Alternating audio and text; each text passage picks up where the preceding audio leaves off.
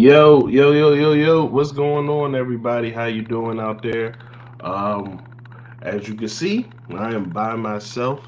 Um, it's me, solo, no dolo, and yeah, I'm gonna be presenting this news by myself today. So I'm gonna try to give it to you straight, quick to the point, and we see if we can have a good show. All right. Well, anyway, let's get to it, man. So, straight out the gate, man, let's just talk about there's a lot that's been going on this week. I called this episode Liar Liar because, well, it seems that's been the theme of this week so far. You have Michael Oher accusing his adopted family of um of blindsiding him, and then you have James Harden calling Daryl Morey a liar of the Sixers.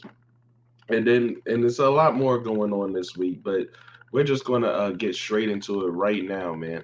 And so, first off, let's just start off with the fact that, hey, man, somebody should have been protecting Michael Orr's blind side.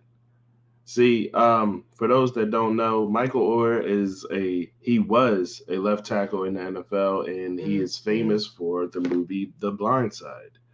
Um, he it's a and now there's new allegations that's coming out by Michael Orr himself saying that the things in that movie and the things that he was told um, aren't true and he was lied to. Uh, he is saying that he was placed into a conservatorship and he thought this whole time that he was a part of the Tuohy family. And instead, he was placed into a conservatorship, which essentially just gives the Tuohy family control over his rights and names and shit. So anyway, let's get into that. Um, Michael Orr has always seemed to have a problem with the movie The Blind Side. I don't know if anybody's ever followed it before, but Michael Orr has hated that movie. He has always called it. He hated his portrayal in the movie. He, in the movie, they always portrayed him as like a simple Jack kind of character. And I don't know if anybody seen the movie Tropic Thunder, but it seemed like they had him go a bit full retard. And according to Tropic Thunder, never go full retard, never do that. And it seemed like that's how he felt they did his character because they said that he couldn't read, he couldn't write. They said they taught him football, they taught him how to read and write, they helped him pass school, and all this other stuff. When essentially none of that was really true. Michael Orr was able to read and write. He was attending school regularly. In fact, funny thing is, they didn't even teach him football. They didn't teach him how to play football. He was already playing football. He was already an accomplished player playing football.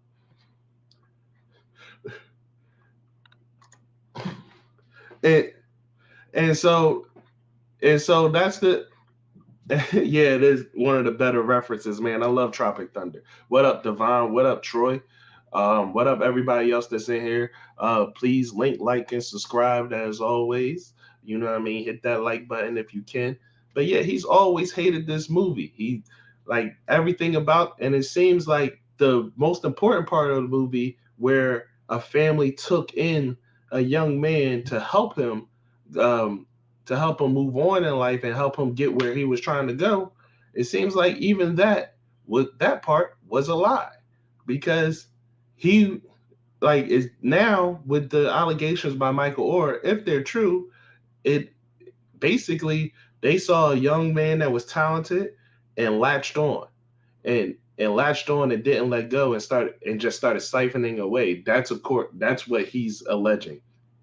The family is saying that they're devastated, of course, and they're saying they're shocked and dismayed by how he feels.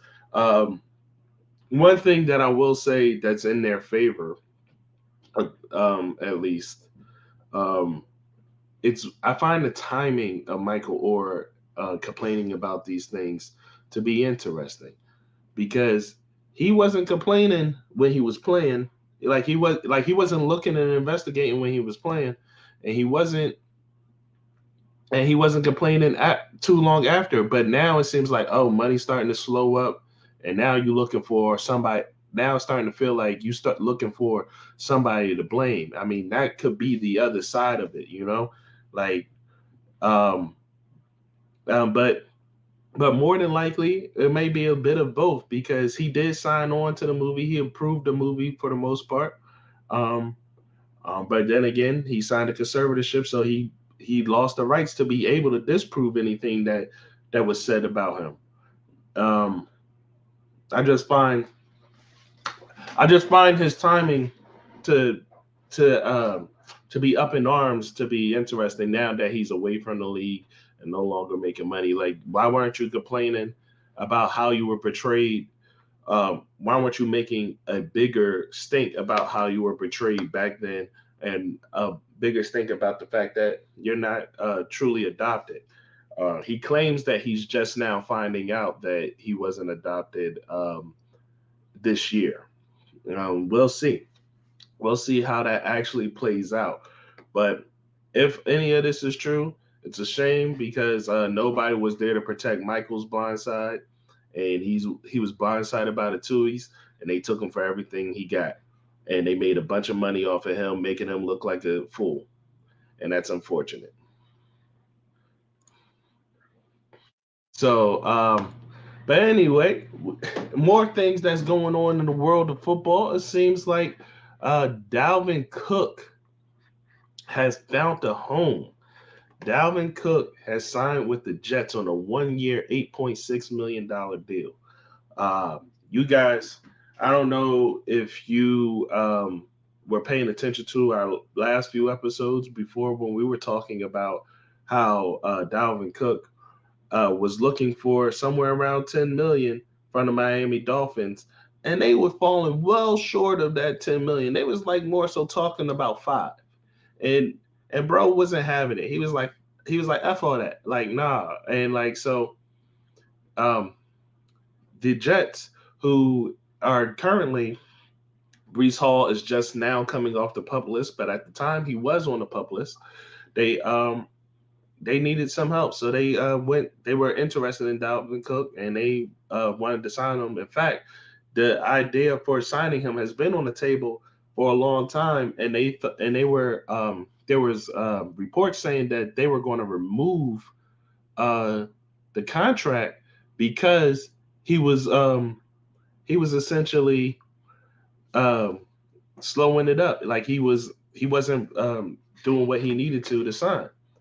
And oh, okay, this says Jerry says Dalvin made a mistake. He should have signed with the Colts. Jets needs to focus on O line improvement.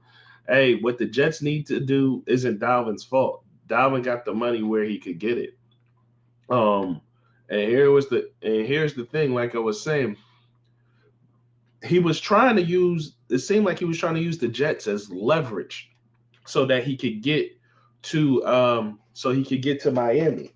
And it makes sense that he would want to get to Miami versus the Jets because Miami right now, they don't have a running back of the future. They have Raheem Mostert. They have a bunch of guys that can do the job, but nobody that they're like intent on getting into the future. But the Jets, on the other hand, they do have a guy of the future, which is Brees Hall. So even and Dalvin Cook for them is essentially an insurance policy just in case Brees Hall isn't ready for the beginning of the year, and just so they can bring Brees Hall along slower because they have Dalvin Cook. Um, so they could take their time with bringing Brees Hall back. And Dalvin Cook knows that. He understands that. That's why he was hesitant to sign with the Jets because there's no future for him with the Jets. The This is just this year, and you hope for the best that you could do the best that you can. But with the Jets, at the very least, it was if I do well this year, it can lead to me being there next year and me having success there for the next year or maybe next 2 years. But that's not going to happen for the Jets. Yo, what up, Rob? How you doing? Rob says there's no excuses for Aaron Rodgers, but Jets will still do Jet things, and Aaron Rodgers will still be him in the playoffs. Very true. And Jerry responds and says, A Rod would make GB regret not working with him. Uh, I don't know. Maybe. I mean, I'm not going to say. Here's the thing, man. You can't say that, Jerry. You can't say that Green Bay did not work with Aaron Rodgers. In fact, Green Bay worked with Aaron Rodgers a lot. I think, but one thing I will say is that Green Bay, they were trying to dip their toes in both waters, or like they was trying to like just have one foot in, one foot out type of thing. Like, yeah, see, Devon, that's exactly what I'm talking about. Like, they didn't give him any receivers. They never like it's hard to say because they never really gave him receivers outside of Devontae Adams. But on the flip side, he also kept asking for money. It was like, bro, like um he is like, bro, what are you doing over here? Like, how are you asking for bigger paychecks? And we got Devontae Adams here. He's going to need to be paid. And if you want somebody else over here, I can't be paying you. Like, Odell was out there for a little bit, and Green Bay didn't pick him up. I don't know why, but you got to question like whether it was a money thing. Um, so exactly how that's right, Marcus. Like, how can you keep talent and pay out his salary? Devon says they don't draft receivers in the first two rounds. That's very true. They don't draft receivers in the first two rounds, but there's also free agency. Like, they rather do other things, and it does. But I will give you that it never seemed like receivers were a priority. But I will also say, if that was the case, it never felt like Aaron Rodgers receivers were a priority because he would say one thing out of his mouth and then on the other side be asking for money. Like, he's already well paid and he's asking for even more money. It's like, well, what do you want me to do? Now this year, all of a sudden, this MF figures it out. This year with the Jets, he figures it out for the first time ever. He took a pay cut with the Jets, and what did the Jets do? They start signing free agents to help him. Like, now he figured it out. Like, hey, let me give you some money. So let me give you some money back because I already got a bunch of money so that you could go do with the things that I need so I can play. But he wasn't worried about that in Green Bay. In Green Bay, he was too busy dating the girl from the Family Channel and doing ayahuasca in tents and shit. Like, he wasn't worried about actually playing the game. Now this year he's focused. Like, it's a different thing. Like, you can't put everything that happened with Aaron Rodgers and Green Bay on Green Bay. A lot of that had to do with Aaron Rodgers. All right, let me catch up on some of these comments. It says that in every first round draft pick was defense only to have a middle of the road defense every year. Very true. Very true. Marcus says Aaron just hated the front office and wanted to tank the team. In some ways, it felt like that. And Robert says Danica Patrick. No, Danica Patrick was the first girl. And then after Danica Patrick was his first girl. And then after that, it was Olivia Munn. And after Olivia Munn, I don't know who it was. But the one chick, she was from one of those movies that was like the Hunger Games and stuff. I can't forget her name. I can't remember her name right now, but they recently broke up. Doesn't even matter because this ain't media takeout. This is a sports thing. So who cares who Aaron Rodgers' girlfriends were? The reason he is so flexible there is because they are allowing him to have a say in what's happening. Green Bay didn't include him. Jerry, I'm going to push back. I'm going to push back hard on that because do you think um, that Green Bay wanted to sign those old receivers year after year? You think they wanted them old receivers on the team? They those were things that those are things that Aaron Rodgers was asking for. He was asking for those old receivers, and they gave them to him. Like, so that's not, like, you can't say they didn't allow him to say. He had to say. He was asking for some of the wrong stuff. He was asking for receivers that were past his prime, that they worked, what's his name? That they he worked with before, and no surprise it didn't work out. Like, or they didn't do as great as they could have. Like, I mean, he did the same thing with the Jets at first. Like, how you think Alan Lazard ended up over the Jets? Alan Lazard ain't nothing special, but Alan Lazard ended up over there with the Jets because of Aaron Rodgers. Like, the Jets already have receivers.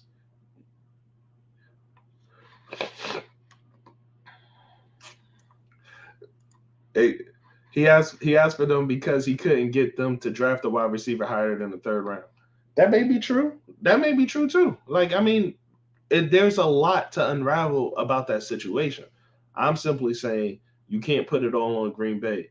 Aaron had a lot to do with that. And Troy said, "Bring Randall Cobb." That was his name. Thank you. I couldn't think of his name. Randall Cobb. Yes, Aaron absolutely loved them old dudes. Yes, Randall was that bull at one point. He ain't today though, and he wasn't the last couple of years that he was there in Green Bay.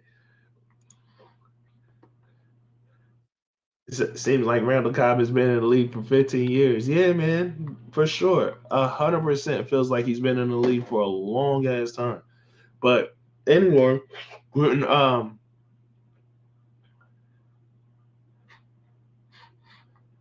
all right. Jerry says he brought Allen over because he can bring up the war room to speed quicker. I agree. Lazard isn't special. Yeah. All right. So anyway, beyond that, Dalvin Cook is a Jet, and this gives the Jets more versatility, and it gives Aaron Rodgers less excuses. So, congratulations to him. But in other news, where running backs are getting a lot of movement, you have Zeke. Zeke is now a Patriot, fellas, ladies and gentlemen. Zeke is out here, and he is now rocking the Patriot way.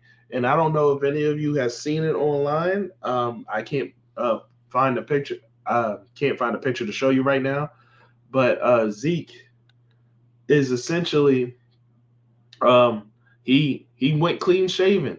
He shaved down the beard, got it close, and got it faded out. Now he got a fade with waves. He went from the scraggly hair everywhere to a fade with waves. He is now a businessman. He is now out here. He's now out here about his business.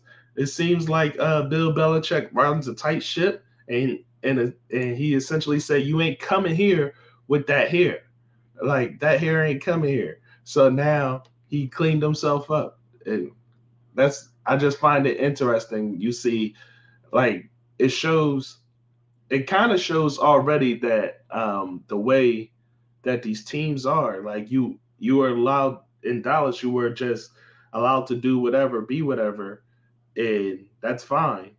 And it's all of a sudden you go to a different team, now you want to clean it all up. You want to go from sweatpants to button ups.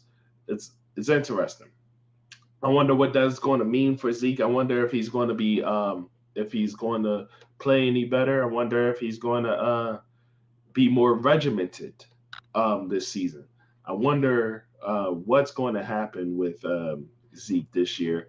One thing we do know is that he's definitively behind Ramondre Stevenson, and essentially this dude is going to be a he's going to be a spellback, or at best part of a 60-40 split, if he can play into a 60-40 split. So we'll see what happens with him, man. But one thing we one thing we know for sure is that Zeke ain't making you Super Bowl bound. So good luck with that. And it says, Rob says, everyone said Corey Dillon was done, and he went to the Patriots and had close to 1,600 yards and won the chip. Yeah, okay, Zeke ain't winning your little chip. And back when Corey Dillon was doing it. I don't think. I mean, it could happen. Like Ramondre could get hurt, and then it could be all on Zeke to be the guy. Like who knows? But just based on the way it's set up right now, I don't see that happening. And Jerry says, I think he would take Stevenson's relief role from last year. And essentially that's what I see too. I see him just being a relief for Stevenson. Um, and good luck for and shout out to him for that. He's going to collect $6 million this year on a relief role. Hey, I wish I could collect $6 million just to be somebody's relief. Hey, but one thing this is proven is that this is where the market is. The market for running backs this year is sub 10 million. You're not no running back is going to get 10 million or plus. So one thing, all right, yeah. Rob says Stevenson got gas last year. So for the running backs that are still out there, because Kareem Hunt is still out there and a few others, um, yeah, man, it looks like the market is set for you guys. And if you're looking for a 10 or better, it's not going to happen this year. Um, it seems like Dalvin Cook got 8, and that's high. So it's unfortunate for these RBs, but a lot of these running backs are going into situations where they're not truly needed. They already got their guys. So like there isn't a team really that needs a guy right now, except for actually Miami doesn't need a guy. They got a bunch of guys. It's just they're waiting for a guy to step up. But I don't know. Kareem Hunt is in my opinion, the best running back that's out there on free agency right now, and we'll see where he ends up. Hopefully, he ends up with the Colts, because the Colts could use a backup behind Jonathan Taylor, and who knows how this Jonathan Taylor thing will continue to play out, and whether Jonathan Taylor will hold out or not truly into the season. Um, so, yeah.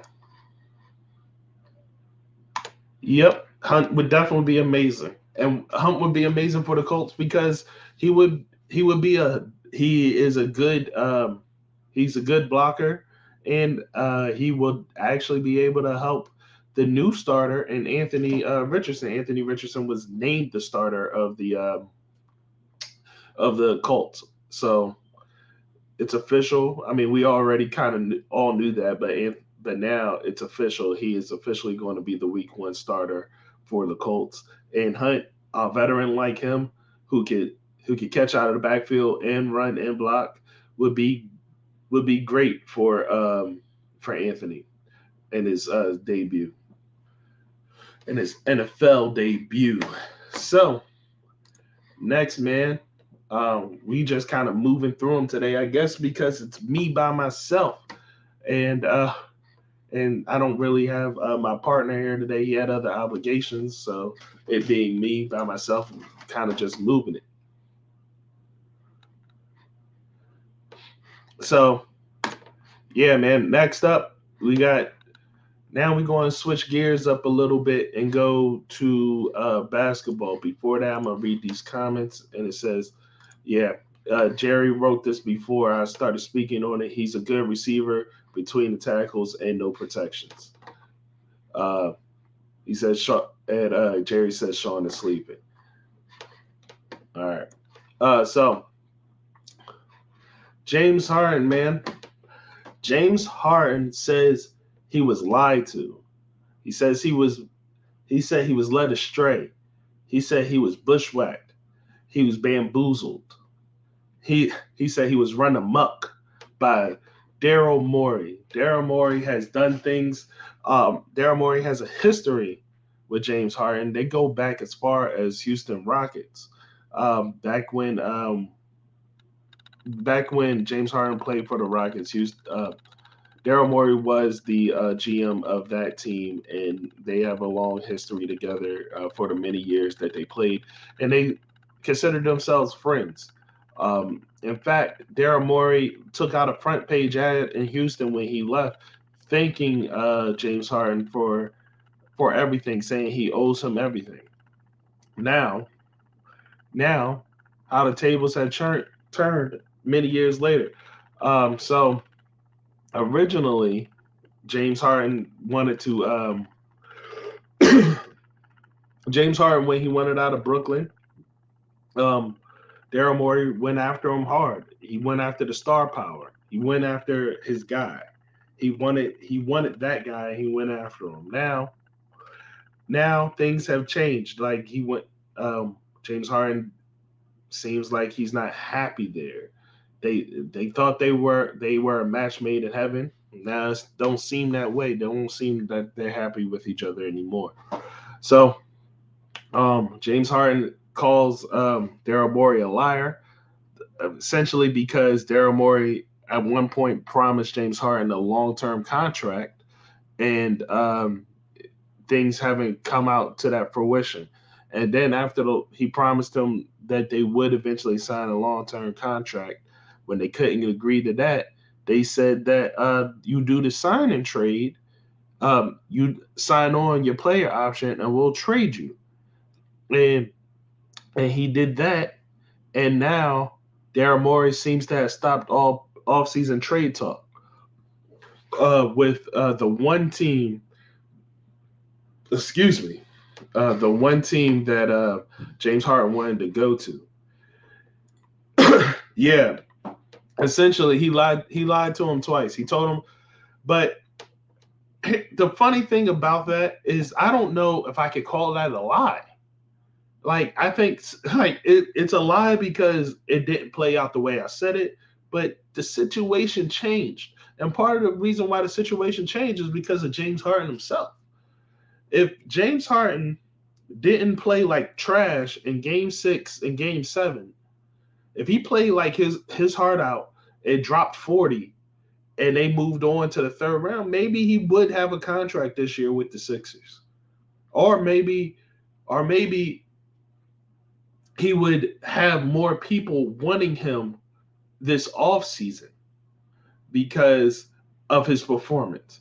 But his performance in the playoffs, those last two games was glaring.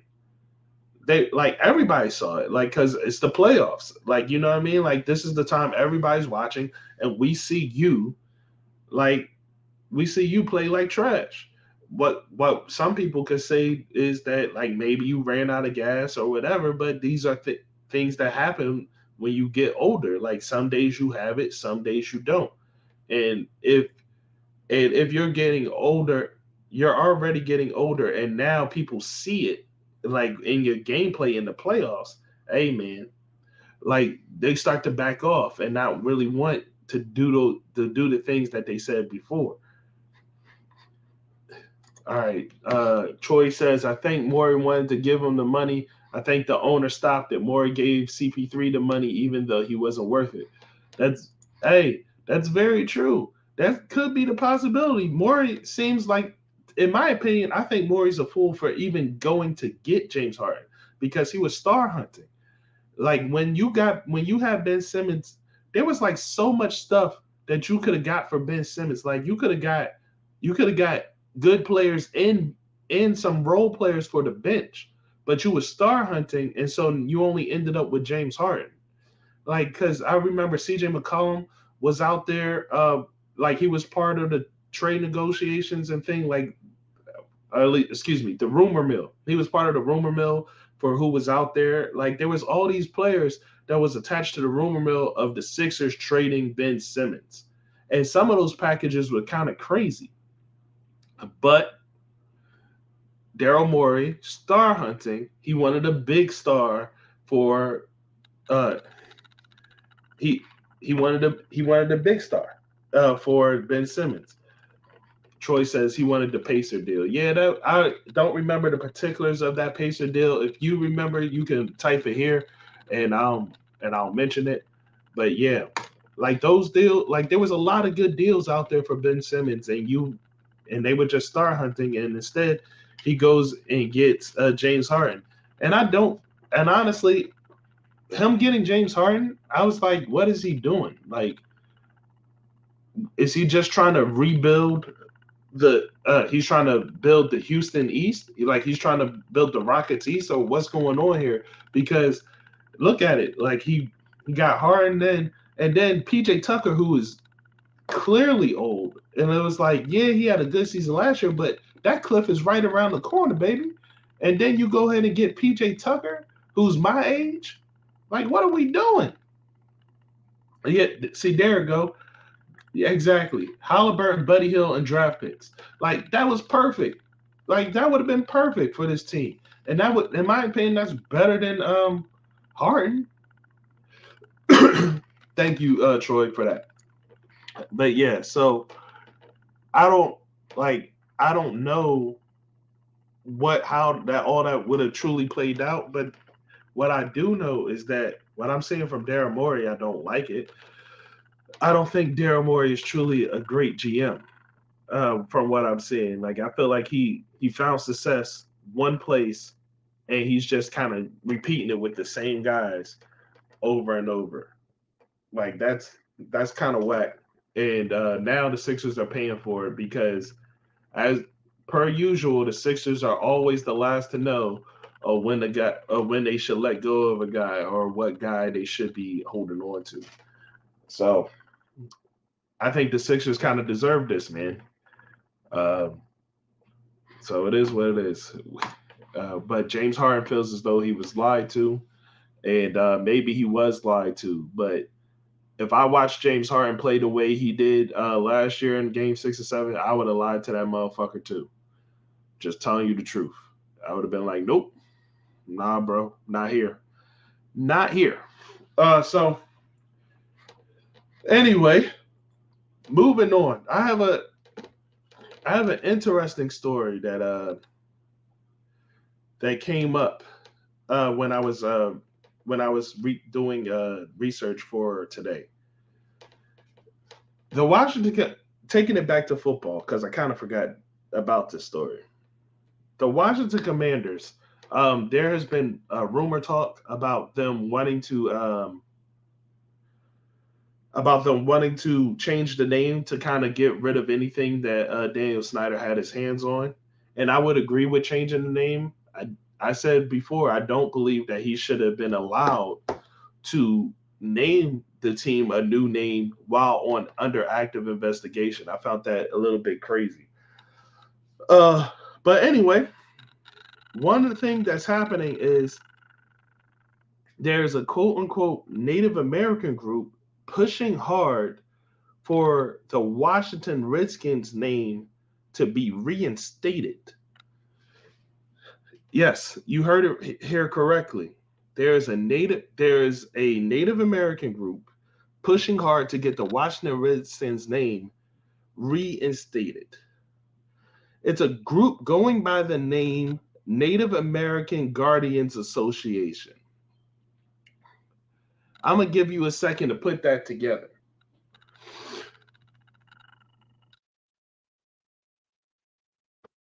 Native American Guardian Association.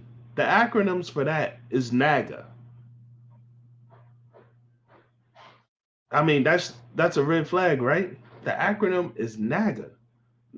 Like so, and basically, this group has put a petition in circulation demanding the name change, and they've seen 90,000 signatures come in. Here's a quote from this group. We invite all Americans to stand up for the dignity of every American under assault in today's increasingly nonsensical culture wars, it reads. This line in the sand moment references undeniable history of the Native American assisting the founding of America with Native American principles used by the founding fathers in the U.S. Constitution and every American's right to the First and 14th Amendment not to be targets of cancel culture or ESG. This is not simple left or right issue for Americans. It reaches across the political spectrum dating back to our founding fathers. Um, Listen, I don't know about you guys, but my speculation is I don't know very many Native Americans that would speak like that about this subject.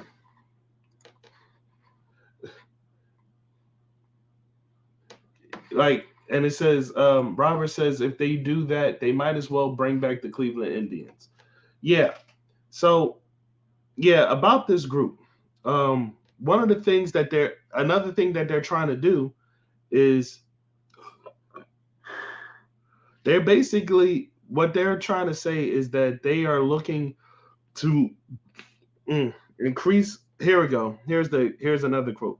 According to the NAGA website, the group is a nonprofit organization advocating for increased education about Native American, especially in public educational institutions, and greater recognition of Native American heritage through the high profile venues of sports and other public platforms. So they are essentially seeking. Excuse me, guys. Give me one second. Jeez.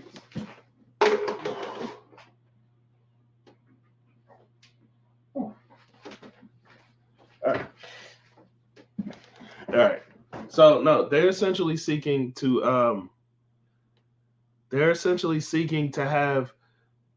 the Native American heritage be recognized through what a bunch of mascots and team names, and not only that, but mascots and team names, which is essentially considered racial slurs, which they have said that they were racial slurs themselves in the past. Like, or at least Native Americans have said that they are racial slurs in the past. Like, this is what this group is claiming. Um, Talking about this earlier with Sean, Sean said, I'm doing research on this group, and all I see is older white people speaking on behalf of this organization. This group did not exist before the year 2017, and their Twitter doesn't exist before the year 2020. Yeah, exactly. Sounds like MAGA supporters. And it says, um, he also says most of their posts focus on high school, college, and professional sports mascots. So yeah, man, it's kind of disgusting what we're seeing here. From what I'm from what I've read about it so far, and what I've seen on it so far, it seems like this is just a group pretending to be Native Americans to um to get a racial slur reinstated as a team name. I don't understand why you would want to do that. Why do people push so hard uh to have something that a group of people said this is offensive to me reinstated? Like, and I've always said before that you can honor the Native American and have them be the team name in a more respectful way. There's other ways to do that.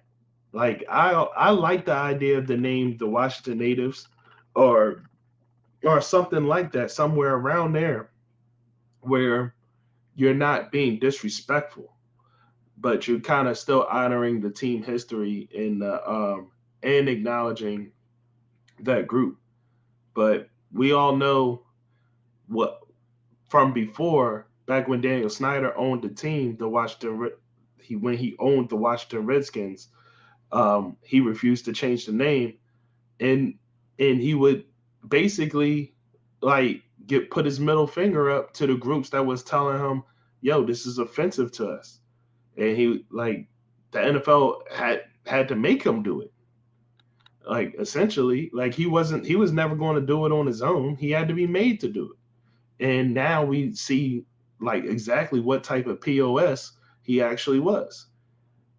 We see it in full view of exactly the type of POS he was. All right. So bringing it back though, speaking of another POS, we got we got this situation going on in baseball actually. So Tampa Bay Rays shortstop Wander Franco is accused of having a relationship with a 14-year-old girl. That's what the Major League Baseball has announced. They're doing an investigation on Wander Franco. He's being accused of having an inappropriate relationship with a 14-year-old girl, and this girl is the person that gave this information to the MLB. Essentially, she is saying that um, like Wander didn't pay her hush money or whatever like that. Um, and so she's letting the world know the truth that he's been messing with her for this amount of time or whatever. And the interesting thing about that is that Wander has another investigation going on. There's another girl that has come out and underage that has nothing to do with this girl. Yeah, Troy says he's the baseball Karl Malone. Yeah, man. Essentially that's what's going on, man. There's another young lady that's back from where he's from his island or whatever. That said that's saying the same thing that has nothing to do with this girl. So see, like so far, it's seeming like this is how this dude get down, and and now he got caught up.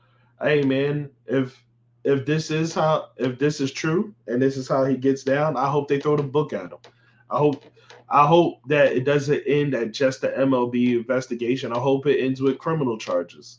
I mean, to be honest, if this is true, if it's not true and it's just some girl that made some stuff up, it's unfortunate because this is going to follow him around for a long time.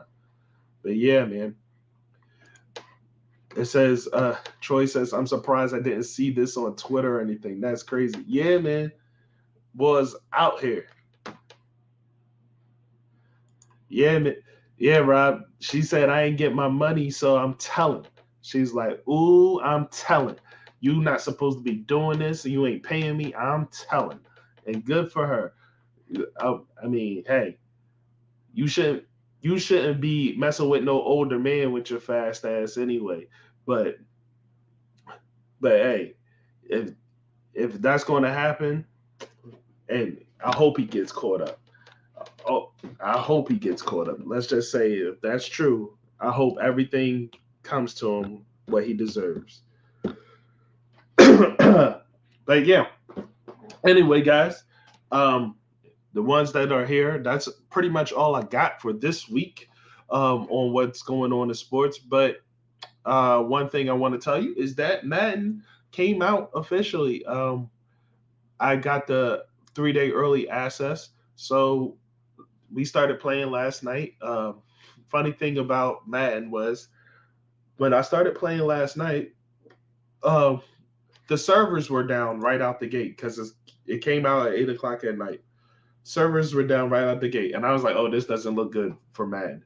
The very first day, the servers are down. Well, this morning or today rather, I turned it on. Um, got to play, got to mess around in it, and ooh, the mechanics feel good. The mechanics feel good. The interfacing with the players and the controls feel great. Um, playing, me and Sean played the game earlier just so we could review how we felt about the game so far, and I enjoy it. I enjoyed the game that we played. I didn't feel cheated in any aspect. Things that don't happen that used to really make people mad before. Um, you when you go to tackle somebody, or when somebody goes to tackle you, that that magnetic suction pull that used to happen on the tackle don't happen no more. Like you are more likely to miss a tackle these days because it's the tackling is much more natural.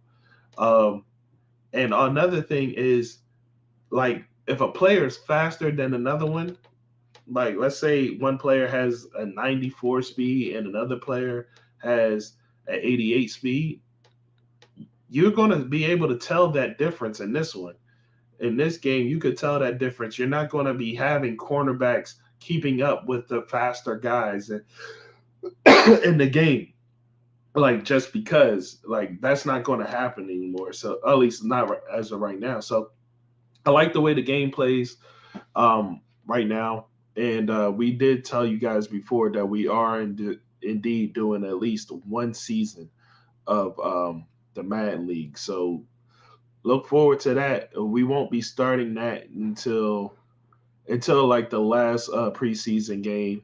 The reason why we don't start the Madden League until the last preseason game is because we like to let the roster settle, so so that all the players in the game are where they're going to be, and they also have their final overall rankings before we start.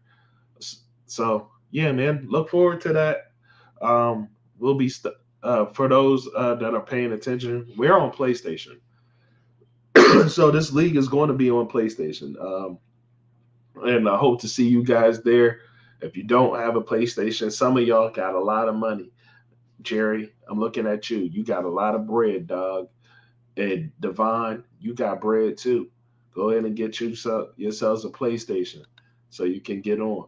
And everybody else, man, just go ahead and pick up the game. But anyway, thanks for watching, guys. Thanks for sticking with me for the time being. Appreciated. This was my first episode in a while by myself. And I don't know if you could tell, but I'm feeling a little bit under the weather. But let me know how you think I did, how you feel about the episode, um, or how you feel about the things that we talked about and all that. I appreciate you guys for watching. Peace.